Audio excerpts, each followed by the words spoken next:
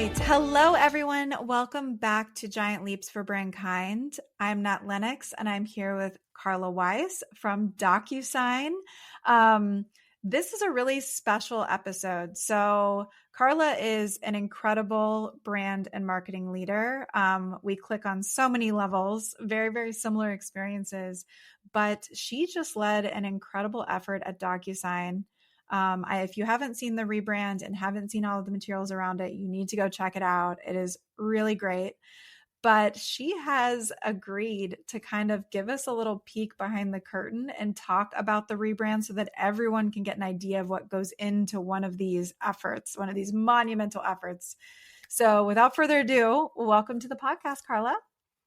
Great. Thank you so much, Nat. It's awesome to be here. And yeah, I'm looking forward to this conversation. Well, this is the second time that Carl and I have chatted, so we know a little bit about each other, and I am just so excited to have you here and just so impressed by you and the way you think and your experience. But for our audience who's never met you before, could you just give us a little bit of background about your career, how you got here, and how you ended up in this leadership role at Docusign? Yeah, that's so kind. Thank you. Yes, I would love to. Many of you know DocuSign and have used it, and so it's such an amazing opportunity to work at a brand that's a household name. In the office or wherever life takes you. DocuSign and go. But my background before corporate life at DocuSign was actually in the agency game. And I was in the agency space for over 15 years. And ultimately, that ended up in owning my own agency with a couple of partners. And we were doing that for several years. And DocuSign actually became a client first. So we had been consulting with DocuSign and many other brands across Silicon Valley. And through the working relationship together, we just got to know the brand and they got to know us. And they actually brought us in-house to lead brand and creative and then to also build front-end websites. And so that was a really amazing experience to go from an agency where you're sort of still a third party of the brand, you're consulting, you're getting to know the brand, but you don't work in it truly the same way. And then to go in-house and lead the brand where that's all you think about 24/7. And yeah, so, still an agency kid at heart, I think at the end of the day, but now doing that on the corporate side, and it's really, really fun. That's fun.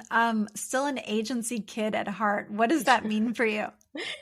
Yeah, I think, for your listeners and for us in the industry, I mean, when you work in an agency, you build this muscle that I think is really valuable and really hard to replicate elsewhere. But when you work in an agency, you learn so much about, client relationships, pitching, selling your ideas, working hard, learning a brand really, really fast. And just kind of being that resource that's counted on to deliver. And so, in an agency setting, I think you're constantly always delivering. That's the crux of, why the agency gets hired. And so we bring that same mentality through our internal creative team at DocuSign now. So we're pretty much operating like an internal agency, maybe without, exactly that label, but you're just constantly shipping work, iterating on work, thinking about, how can you make it better and better each and every time. And I think the agency life really teaches you that in ways that really in-housing really can't, especially when you're young and impressionable. So, Yeah, yeah. absolutely. And a lot of companies, especially the startups listening to this that might be a little smaller, they don't understand or might not understand what that internal agency dynamic and Mm. setup is like. And that's what you've built over at DocuSign. So could you describe that? Like, what does that mean? We operate like an internal agency. Yeah, that's a great question. So we have a centralized brand and creative team, and we're 17 strong. Hmm. And 17 can sound big, but it's also in a certain sense also really small. We've built that over the course of the last 3.5 years, and we have a mix of designers, both brand and marketing designers, as well as UX and web designers. We also have a small team of copywriters and program managers and operations. So we function like an agency in the sense that we call our internal stakeholders, like we call them customers or we call them clients, and they'll come to us with a problem or a challenge. We'll help them create a creative brief with a strategy, a really unique point of view. It could be for a campaign, it could be for a new landing page, it could be for an ebook, etc. And we'll help them build that program start to finish. So, for the majority of the work we do, that looks like a lot of outputs like video, landing pages, like I mentioned, and general content marketing to bring in new users. But then additionally, we handle a lot of the even the internal brand needs. For example, our talent brand. How do Mm-hmm. we reward and celebrate internal employees of DocuSign? We're a pretty big company with over 6,000 employees, and so we have internal needs too. And so we serve the whole gambit, um, from soup to nuts, as they say. And so in that regard, we do kind of function like we've really moved away from sort of a ticket taker approach, like, hey, we need this thing, go make the thing, to now we're like a strategic partner who comes alongside and takes that idea and makes it even better and then builds out the full creative program. Yeah, thank you so much for that. I think so. I had a very similar role at Telesign, and one of the questions that I get a lot with, younger tech companies or, scaling those earlier stage tech companies is they'll look at, a Telesign or a DocuSign or a big tech company that's got a lot of content and beautiful brand materials and campaigns coming out, and they'll say, I want to do that. You know, but Mhm. I think they don't realize that, like you said, 17 people plus help from agencies, it just takes a lot. You're running a full scale media organization, really. I mean, to Yeah. create those kinds of things, it's a lot of work. Yeah, that's essentially correct. I mean, we have sort of a North Star statement in our team Mhm. that kind of guides everything we do. And our statement or our mantra is systemize the ordinary to allow for the extraordinary. And Beautiful. what we mean by that is really building design systems, content systems that Mhm. allow you to scale and to move as quickly as the business needs you to move, which is like constant, fast paced, but to do so in a way that you're not removing that unique sort of magical moment that true creative brings to the table. And so we found a lot of really great tools in our tech stack to allow us to um, achieve a speed that, I think many people do want to be able to achieve. hmm You want to achieve the speed, but you don't want to compromise the quality, right? Because those are your brand Yeah. interactions. And I think that's another place where a lot of companies trip up. It's like, oh, we're not creating enough. Like they want the Yeah. scale, but the scale is worthless Yeah. if those interactions aren't creating a memory. Yeah. I find you Um, have to get your vision really clear at the beginning and yes. then worry about scale after that. Amazing. Yes, that's great advice.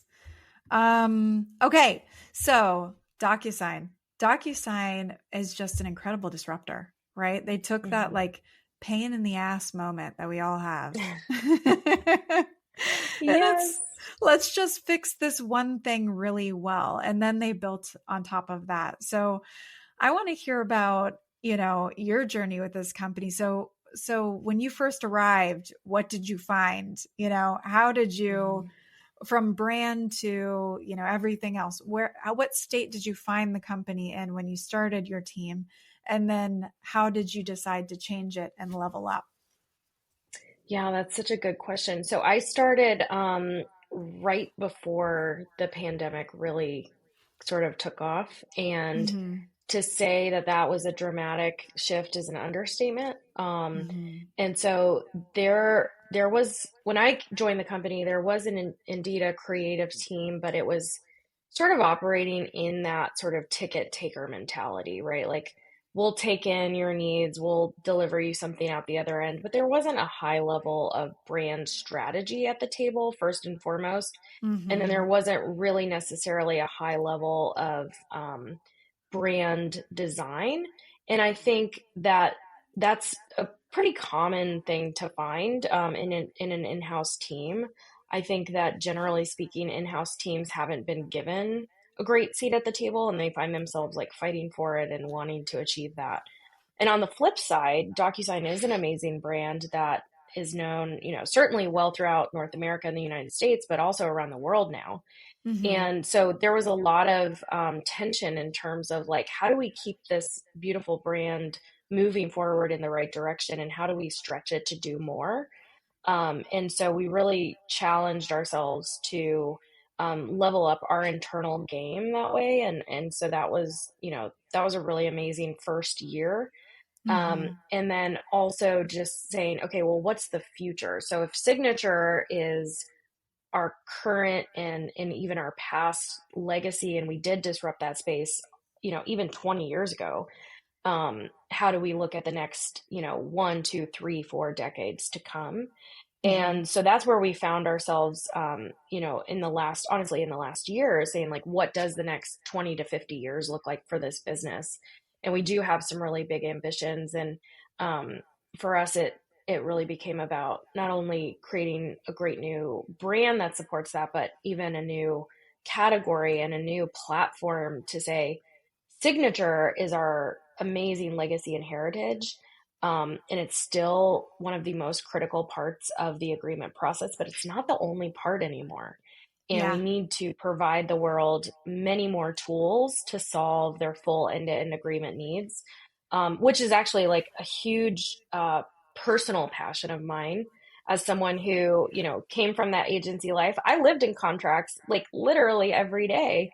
Yeah. And so to be able to provide, the world, whether it's like solopreneurs, small businesses, big businesses, the power to do more with their contracts was like a really amazing thing, because for me, that was like a very personal step in my process. And it was never easy, or it was never thorough enough, or I never felt confident enough in my contracting and agreement processes. And so to be able to do that at DocuSign feels really, really special.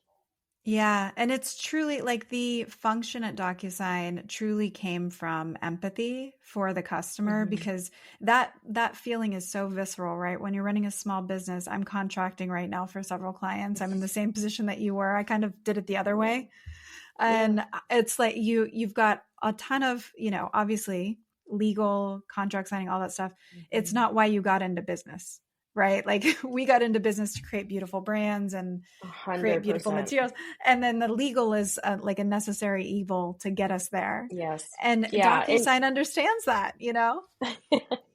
yeah, I think we really uniquely do. And it's when you look at a contract at the end of the day, usually you only see two names right on the signature Hmm. line, like the buyer and the seller or something like that. And but when you actually look at how many parties are involved, I mean, in some organizations, it's scores of people or even hundreds of people who literally are part of that agreement. And to solve that is honestly, it's just such fulfilling work that way.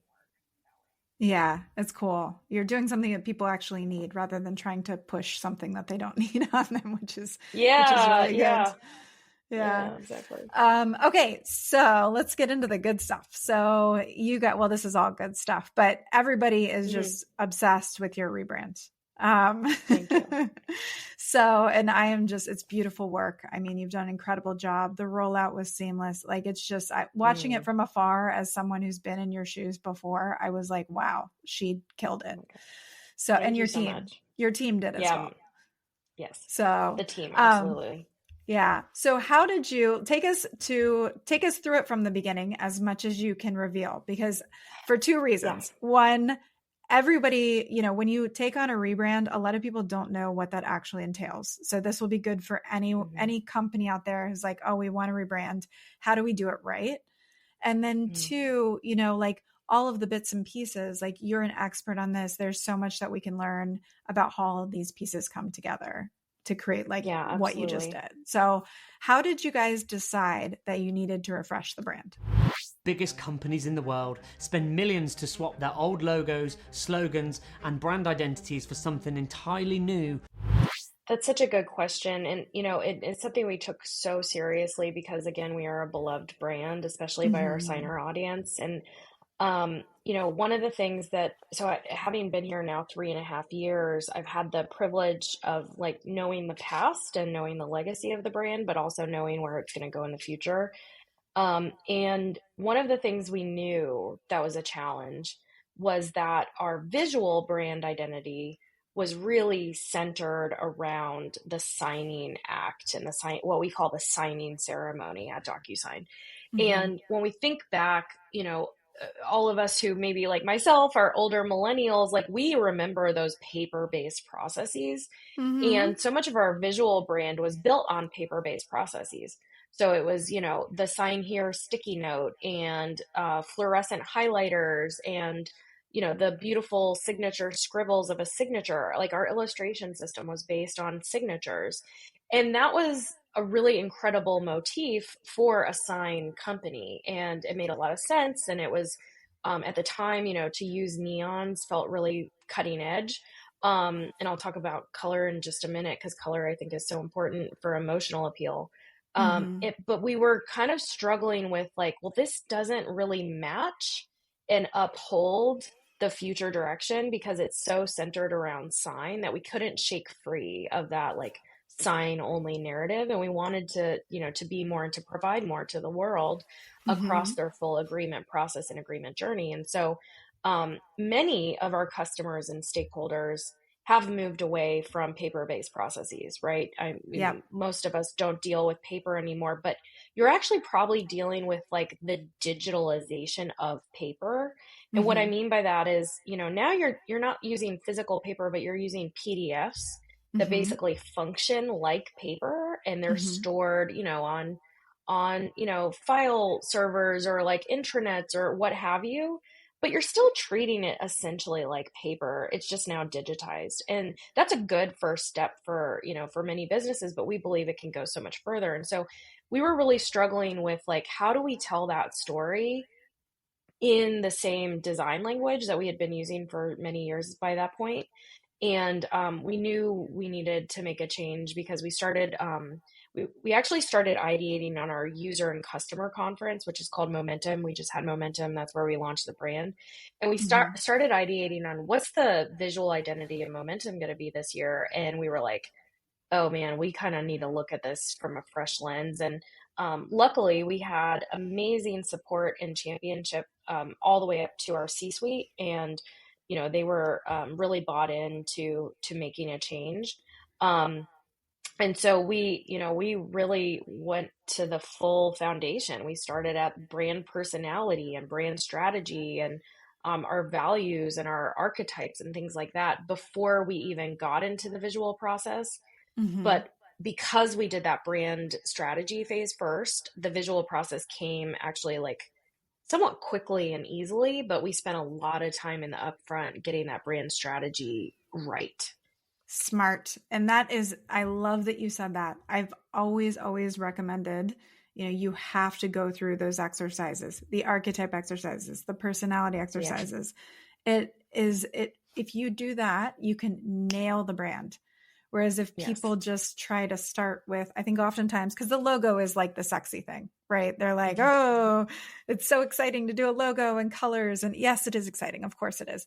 But you're kind of going to be swimming out in the ocean with no direction if you don't understand the core of your brand. Would you agree? Or, I mean, how do you explain that to C suite? Yeah, absolutely. I think at the end of the day, if again, having been here now for a handful of years, if you were to survey the employee base a year or two ago and said, "Hey, what does our brand stand for?" You would get a different answer from every single person in the Yeah. company. Yeah. And we knew that that was a huge problem that we had. And so we wanted to say, how do we do this in a way that brings along the employee base? And then we're all, singing from the same choir book, so to speak. And so Mm-hmm. we really started around, I would say, two or three core, um, ideas that we could share with everyone pretty early. And number one was what we call our brand promise. And our brand promise is bringing agreements to life. And we landed on that honestly through iteration of like 20 different versions before that. And so bringing agreements to life for DocuSign is really all about, yes, we bring them to your life, and whether you're a personal signer and you're signing, a mortgage or something like that, or if you're a heavy admin user and you're in there every single day and you're using our tools and our platform, and the agreements now feel alive, truly, because you're able to interact with them in a way that you weren't before. So bringing agreements to life was one of the first sort of assets we nailed down right away, and that kind of helped shape the rest. And then we got into our brand archetypes, and I'm sure many of your listeners are familiar with brand archetypes, but it's basically 12 universal stories that we all, know, and they transcend language. And there are many that brands choose. And, for example, you might be a jester, which is, I love Old Spice. They're a great jester. You tell me. And they have amazing ads around that. But for DocuSign, we were like, okay, what's true to us, and also what's aspirational enough that we know we can grow into. And so for us, our brand archetypes are sage, ruler, hero, and magician. And so when you think of sage, you think of somebody who's wise, who's intelligent, who can show you the way, and it has a sense of humility about them. And then ruler is someone who is, it's somebody who leads and guides, and again sort of demonstrates how something should be done. And we wanted to do that, of course, with agreements and contracts, because we are the world-renowned expert in that field.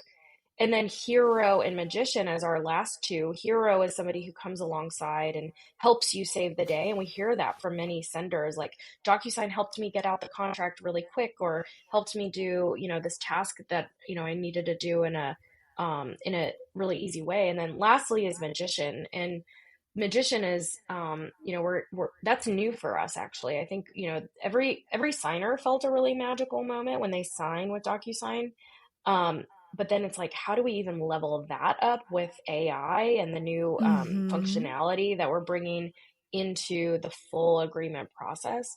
And so even nailing those personality traits and that brand promise, those two things together allowed us to even have a conversation around color. Because sage, hero, ruler, and magician, those have sort of like color theory baked into them. And we knew right away it wasn't going to be the neon yellow that we had been using for the last several years. And funnily enough, the last thing I'll say about color is we've actually been seeing an industry trend for the last couple of years of lots and lots of adoption of neons and neon yellow specifically. And it was even though we'd been using it since 2018, it was becoming so trendy that we were really cognizant of the fact that we were going to lose equity in that neon yellow. And we were like, okay, before this becomes trendy and then eventually dated looking, let's evolve even ahead of time, before that trend is kind of over. Yeah. Smart. The interesting thing about that, when you tell me about your archetypes that you've picked, I think my reaction was, I do think that all B2B, especially B2B tech companies, have some sort of element of sage, because if you don't, you're doing it wrong, because you should be guiding, you should be a trusted guide, because you are handling a business tool. But that magician is very unique. That was so smart of you. It is very unique for so many reasons, emotional reasons for your end customer. Because when I think of DocuSign, I think of like getting that job offer for your dream job. Everybody's had that moment. And it's kind of like this magical moment, or landing your first client, or whatever it is. There's like this magical emotional moment, that goes with that signature, and you are facilitating that as a business. It's so smart for you guys to choose that magician element. Very cool. Thank you. Yeah. You started to get into visuals, but I do want to put that on hold for just a second, because I do want to hear about personality. And the reason that I want to hear about this a little bit more is because I think that this is a little bit of a gray area for a lot of people. They're like, oh, it's too fluffy, blah, blah, blah. I hear that. And I do work with a lot of like engineer led companies. So how did you take your exercises and turn that into like a personality and voice? And what has that personality and voice done for your brand and your business? Amazing question. Yeah. So, I think a lot of people are reticent to write off the brand personality exercise or just say, we don't need that or we don't need it right now. Um, Mm-hmm. and sometimes that's actually like fine and it quote unquote works until it doesn't work anymore. And then you will know right away that it's not working anymore. Um, and for us, it was becoming really apparent as we grew and scaled to the size that we are and all across the globe and all across time zones that we were accidentally showing up to the customer base in very different voices, so if you would Mm-hmm. talk to one of our sales reps or if you would talk to customer success account manager, like those were sort of not harmonized, and it was through Mm-hmm. no ill intent or anyone's fault. It was just like we got so big that it was all too easy to let people choose their own adventure and sort of show up as they saw fit. And Mm-hmm. we really needed to build a strong foundation. And this is going to be work that, yes, we did just quote unquote complete the rebrand, but this work will never be done. And Right. that's to really build not only brand recognition, but brand strength that. Brand strength is a key input to brand valuation calculations. It refers to the cumulative familiarity, reputation, and appeal that the brand commands among stakeholders. Is consistent and really shows up, like no matter how and when I interact with DocuSign, it's going to be consistent. And that's what we're Mm-hmm. striving for now. So taking those brand archetypes and building out fuller personality traits, and then even building out a copy style guide. We really took that down into granular levels. And so for now, it's us showing up in and essentially doing big road shows internally and spending time with the customer facing teams and teaching them, like, hey, here's different ways to say things, or when you're faced with a challenging situation, try this instead. And like I said, that work Yep. is never going to be done. It's and that's great. I love that. I think constantly caring for a brand is um, it's such a gift and it's such an amazing experience to go through. And all too often we can kind of like check off the box, like, okay, we completed this thing. And to a certain extent you did, but then it's like, how do you keep that going? And that's where we are now. It's only been 2.5 weeks since the launch of the Yeah. brand. But so, Yeah. honestly, the rest of the year is going to be a roadmap based approach to continuous brand building. And so we're really, Mm-hmm. really looking forward to what's to come in the year ahead as well. Yeah. And I think people oftentimes don't realize how much work goes into creating these brands that just seem incredibly legitimate. Like that consistency you're talking about, that builds subconsciously, it builds legitimacy in the eyes of the customer or consumer Yeah. in a way that nothing else can. And And what's really amazing yeah. too is your customers, if you're listening, your customers will tell you if you Yes. sound Yes. inauthentic or if you sound contradictory, or if they're not getting the right vibe, so to speak, that they expect, they Yeah. will tell you, whether that's through social interactions or directly to your face. I mean, and that's such a gift as well, as, just to be able to listen and respond. Yeah. And I'm the journalist in this instance, so you are free to tell me no. But are you allowed to share those personality traits or are they undercover? We are keeping some of them undercover, but what I will say Okay. is, and I appreciate you asking, what I will say is they map very well back to the archetype, so you can probably take some guesses from Mm-hmm. that. We have published, and for your listeners, they might find this interesting if they are a documentation nerd like me. We have Mm-hmm. published a public-facing set of brand guidelines on our website, brand.docusign.com. And so it's all there. We love to share. We love to share with the world. And it's we're using it as an internal resource, but also an external resource, whether it's for, for agencies or for the press or the media, like whoever wants to know or learn about the DocuSign brand, it's a great resource to check out. It's beautiful. I mean, Thank I'm a you. brand nerd, but I was like, oh, it's gorgeous. Yeah, everybody who is interested in seeing what a good brand looks like should go check it out. Thank you. Okay, so let's move on to those visuals. Everybody loves the visuals. So I have seen grown men fight over a shade of coral in a boardroom. It is hard. Everybody thinks, this is the fun bit, and it is the fun bit. But visuals make people emotional. So how did you get through this process? How did you, what did you guys consider? How did you come up with what you guys came up with? Oh my goodness. I love these questions.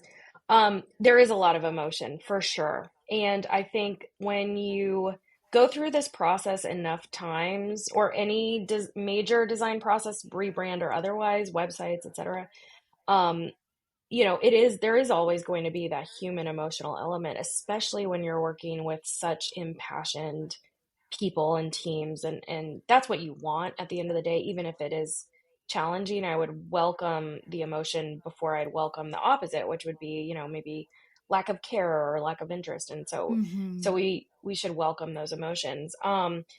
Yeah. Even I try to be pretty level-headed, but I'll be really honest. I mean, I had a logo concept that I was like, this is it. This is the one. And I, like, I love this thing.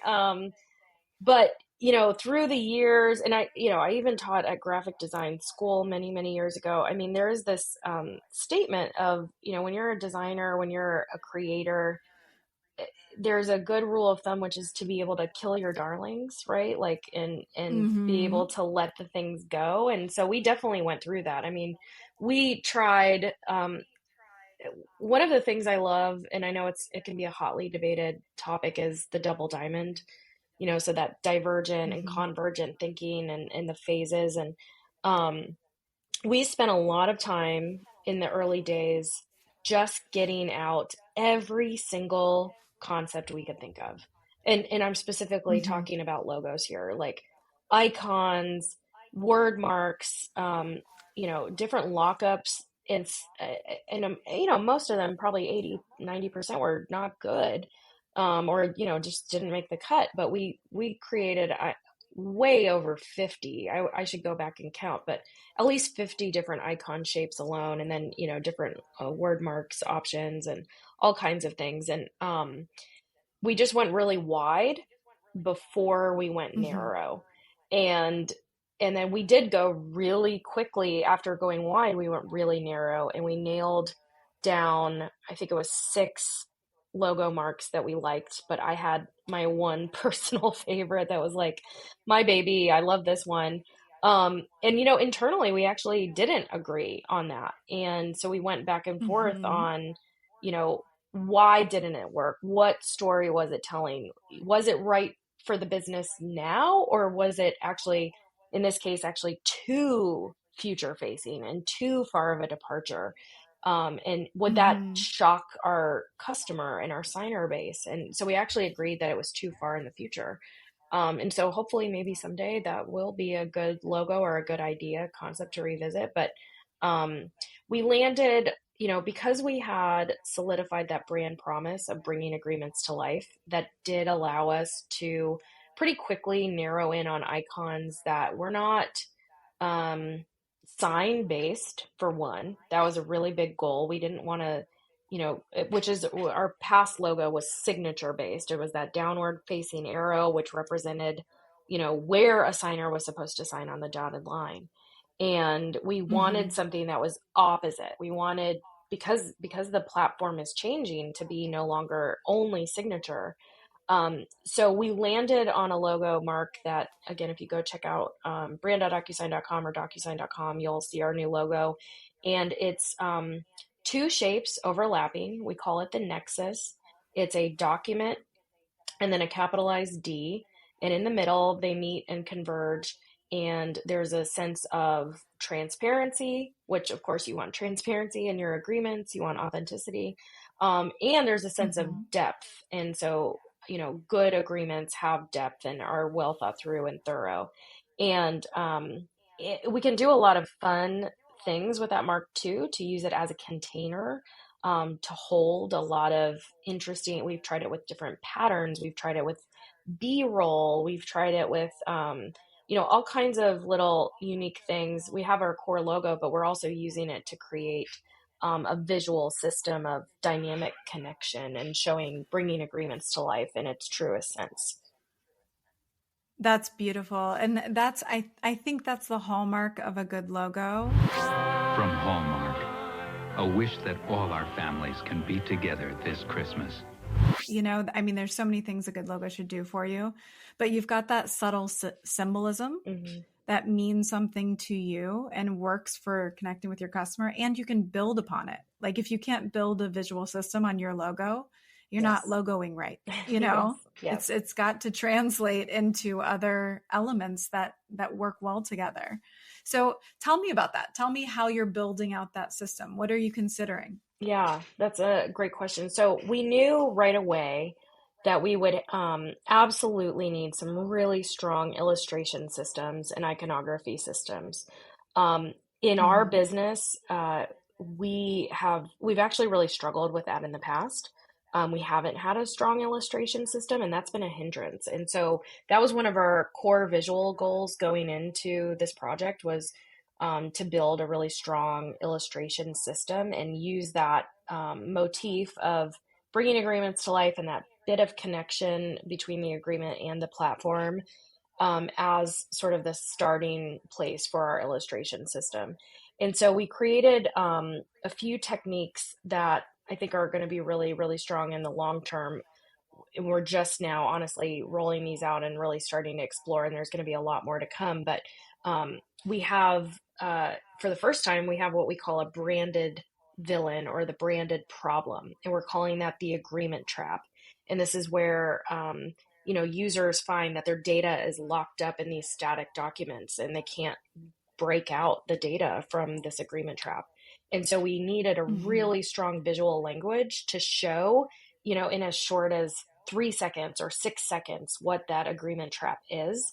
So we built some really strong illustration-based systems, and then we turned those into animations and motion graphics so that we could tell the story, on social or in video really, really quickly. And so you'll see those again on brand.docusign.com, but you'll see like agreements being locked up in a box, and then the motion that comes along shows this really intense like friction and vibration that's negative and brings about that emotional element. And then our iconography based system is also really simplistic in nature, but again shows that overlap, that richness of dynamic connection that happens when agreements in our platform are used together. So those were two of the core systems that were goals right away for us to build out to really extend and create like a really well-rounded brand experience. From there, we also looked with fresh eyes at our photography system, because as you can imagine, a company like DocuSign, we have so many amazing signers and customer stories that we want to tell. And we do that through, static photography or video. And we built a really beautiful photography and videography set of guidelines that really focus on the story of the user and less on the surrounding sort of background elements. So we brought in a new depth of field focus, and we're kind of blurring out the background again to show that even though, yes, we're using amazing things like AI to help people execute contracts better, we're also focused still on the user. We're still a very human brand at the end of the day. Even though we're a tech brand, we really care deeply about senders and signers both, and everyone who's involved in the agreement along the way. So our video and photography guidelines really show how we're going to, execute, a great customer story by focusing on that person and making sure their humanity leads the story. Yeah, yeah. It's interesting as you describe all these little details and considerations. It brings this like little thing I used to say to mind. I used to tell clients, if you want a brand that's beloved, you have to put the love into it. Mm, And all of these little details, like the loving way that you talk about, like the way that you decided to kind of use your mm, the depth of your photography and focus on the human, all these little elements. There's so much consideration that goes into this style, and all of that goes into a brand where someone says, oh, I know that that's DocuSign right away, and yeah, oh, I trust DocuSign. yeah. I love DocuSign. It makes my life easy, blah, blah, blah. All of that goes into it. It's all happening behind Absolutely. the scenes. Absolutely. I Yeah. mean, we say it's cool to care, you know? Yes. So Yes. it's Absolutely. it is cool to care and to show up with that care every single day. And this is where I give so much credit to the team. My team is the most amazing caring team. I mean, they have like fire in their bellies every single day, and they really do care about bringing this brand to the market in such a way that's like unique, special, and just really at the end of the day like authentic. And I think Hmm. I mean, that's what we're missing so much in our day-to-day lives, and tech especially, is, yeah, I mean, the tools are cool, the features are really cool, they're awesome, but then it's like, well, does that make my life better? Does that make my job better? Because that's really what we care about. Yeah. In business, we talk about things like ARR Mm, so much and, yeah. is our user base growing or shrinking, blah, blah, blah. But it's all of these little detailed interactions Mm, that actually emotionally prep your buyer to buy yes. and prep them to stay and not to churn. And I think it's sad a little bit when we discount these elements, like things Mhm. like this, because some companies do, Yeah. and it sucks because it's like, guys, you want to make money, we have to put the love into it, right? Because Absolutely. people feel that, they feel it. And you um can do a lot of like short-term growth hacky things to like boost those yep. numbers, but man, the Yep. long term is going to suffer. And, so you got to think about both the long game and the short game. Absolutely. Yeah, absolutely. It's like saying, okay, my relationship is suffering, so we're just going to Hmm. go on a date night. Well, yeah, that's going to make you guys happier that evening. Yeah. But if you invest in therapy and learn how to communicate better over the long term, that takes a lot Yes. more work and a lot more love. But then you have a relationship full of great communication for 50 years, right? So it's like, What a good what do you guys want to do analogy. here? Do you, Absolutely. yeah, do you want a short-term solution, or do we want long-term progress? What do we want? That's right. Um, so I just have a couple more questions. I I have a couple things. So you did a great job walking us through, the visual process, all the decisions that you guys made, all the love and care that went into it.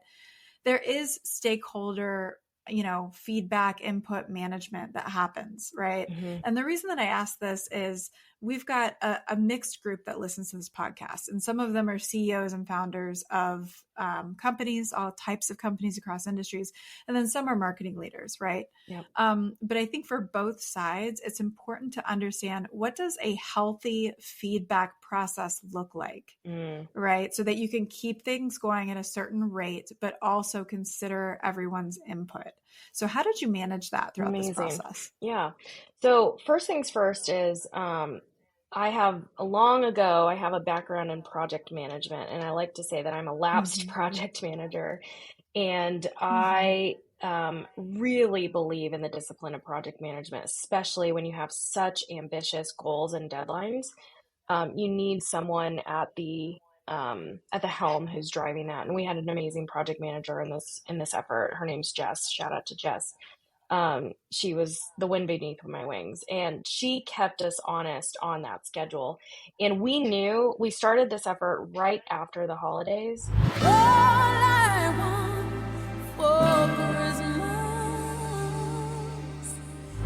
And we knew we needed to hit Valentine's Day with a finalized sign off from our C-level executives.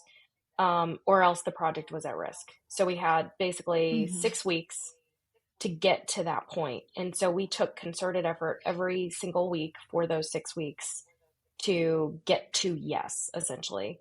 And I do credit, again, my background in the agency setting and my team's background in an agency, as really knowing how to sell your ideas. So if you're a designer or a creative director, part of your job is to sell your vision and your point of view here, and to present in such a way that you intake feedback, you can respond to that feedback, but you're not doing so in a way where you're just taking orders on one hand, or you're not doing so in a way where, you kind of have an attitude like no one else knows better. I mean, you have to be collaborative in that regard.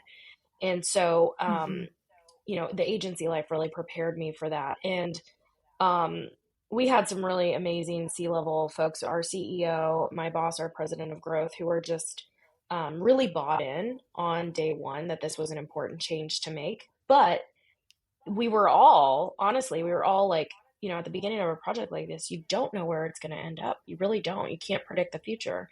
And so you have a little bit of like trepidation of, what's this going to look like? What's it going to be? And so you have to go into that. And I think this is where the human side of things come in, where you bring in a lot of empathy to the fact that there are going to be a lot of emotions and feelings, and that's okay. And that's part of the process. But we educated early up front, like, hey, this is a very aggressive timeline. These are the dates and the milestones we need to hit. We're going to give you all the feedback loops you need at that milestone point to make sure that the executives of the company feel good about where we're going. And I think that was really, really helpful. We would start every meeting with just a level set on our timeline and what we wanted to achieve. And then when we did run into prickly scenarios, which of course definitely happened, everyone was aligned to getting through those as quickly as possible. And there was a couple weeks where we would have a meeting on a Tuesday, and by that next Thursday, literally 48 hours later, we'd have those feedback loops addressed. So whether it was color, whether it was trying new logos, we were working in a really, really quick iterative fashion. And so that was extremely helpful in this process as well. Yeah. And that fast response, if nothing else, even if that feedback doesn't end up yielding a better result, like you end up going with the original idea, that fast response lets your leadership team and your C-suite, all of your stakeholders know that they're being heard. Yes. And I think that that's so important. They feel emotionally better and more bought into the outcome. Yeah.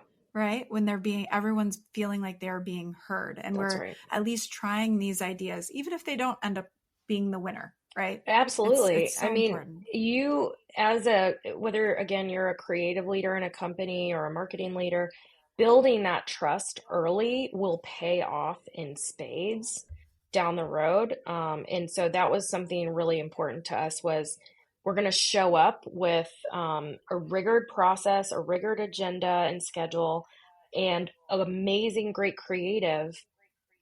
And right away, that just immediately changes the tone of the meeting from like one of like, what is this? I'm not a designer, so how do I get feedback to a designer? And it changes the dynamic to one of trust and, mutual respect on both sides. Absolutely. Well, I have kept you almost to the top of the hour, so I just have two more quick questions. Yeah. One, these are the two that I love to end every show with, but what are your predictions? So where do you think the role of brand is going, the world of marketing or the world of building businesses? What is your prediction? And then I'll have one more quick question after that. Great question. So I definitely believe that we're going to see a resurgence in really good branding for sure. And I think it's even starting now. For the past many years, especially in tech, we've been doing what, Seth Godin calls the race to the bottom, where we're offering discounts, or we're offering, quick and easy trials, but that, again, that doesn't lead to that long-term sustainable business building or brand building. And there is a time and a place for that. But I also think if you can do both, if you can do like true quote unquote full funnel brand building, you're going to be in such a better spot. And I do think that, and we have the data at Docusign to prove this, that anytime we invest in better creative, especially up funnel, it always pays off.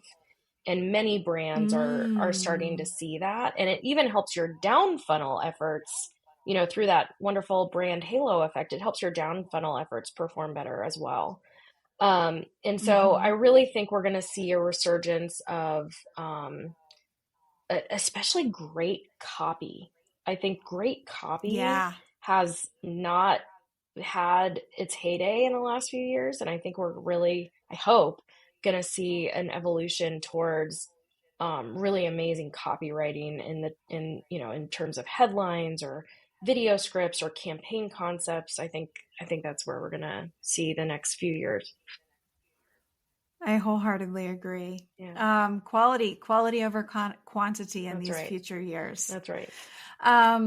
Okay, so I like to end my podcast similarly to Ezra Klein and ask for 3 books, movies, or podcasts. It could be anything really, but 3 things that you'd recommend to our audience on any subject. On any subject. Okay, so literally sitting on my desk, that have been on my desk for about 5 months now.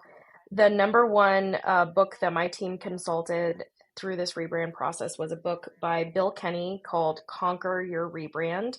Build a B2B brand that customers love and competitors envy. So I consulted that book almost like a handbook in a way. It had very practical applications to the art of rebranding. And then the second book that has been on my desk for many months now is a little bit on a different spectrum. It's more philosophical and a little more strategic, but it's called The 15 Commitments of Conscious Leadership.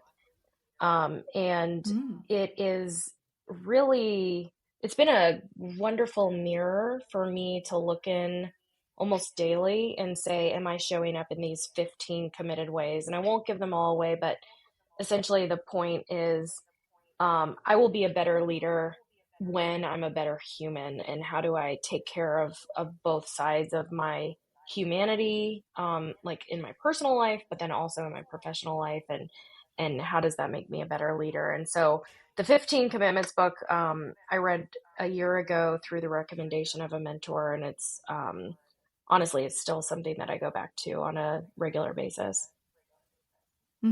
Wow. Powerful. I'm going to pick that one up. Yeah. I have not heard of that one. Yeah. Do you have one more for the audience, or are those the only 2? Let's see. The other book I have handy at all times is called The Daily Drucker. And this was a gift from my boss, actually. He gave it to his full leadership team. And there are Peter Drucker quotes that are calendared to the whole year. So you can pick it up on, August 2nd and read the page on August 2nd, and you get a little bit of wisdom. And so I will pick that up from time to time. And when you kind of need a moment of inspiration, or you're just kind of like, it's a normal Wednesday and you're not really feeling it, it's a great book to just have to like lift your spirits a little bit. Yeah. Yeah. Awesome. Well, Carla, thank you so much. This was incredible. I think our audience is going to get so much from it. What really goes into a rebrand, how we should be thinking about it, how it affects your eventual business success at all levels. I mean, this is awesome. So I'm so happy that I met you. Yay. I'm so happy that we're now brand kindred friends. Spirits, yeah. And yes, kindred spirits. And again, thank you so much from all of our listeners and from myself. Amazing. Thank you so much, Nat. It was a pleasure to be here, and just thanks for having me. Really appreciate it. Wonderful. Chat soon.